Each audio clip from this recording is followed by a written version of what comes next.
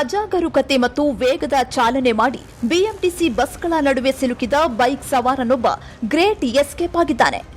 ಬೈಕ್ಗಳ ನಡುವೆ ಸಿಲುಕಿ ಸಾವಿನ ದವಡೆಯಿಂದ ಜಸ್ಟ್ ಮಿಸ್ ಆಗಿರೋ ದೃಶ್ಯ ಕ್ಯಾಮೆರಾ ಕಣ್ಣಿನಲ್ಲಿ ಸೆರೆಯಾಗಿದೆ.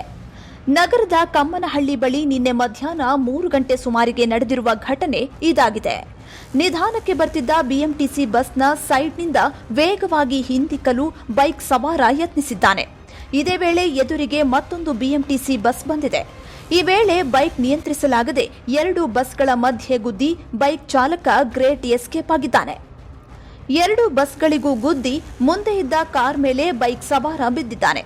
ಘಟನೆಯ ಸಂಪೂರ್ಣ ದೃಶ್ಯ ಮುಂದೆ ಇದ್ದ ಕಾರ್ನ ಹಿಂಬದಿಯ ಡ್ಯಾಶ್ ಕ್ಯಾಮೆರಾದಲ್ಲಿ ಸೆರೆಯಾಗಿದೆ. ಇನ್ನು ಈ ಘಟನೆಯಲ್ಲಿ ಬೈಕ್ ಸವಾರನಿಗೆ ಗಾಯವಾಗಿದ್ದು ಆಸ್ಪತ್ರೆಯಲ್ಲಿ ಚಿಕಿತ್ಸೆ ಪಡೆಯುತ್ತಿದ್ದಾನೆ.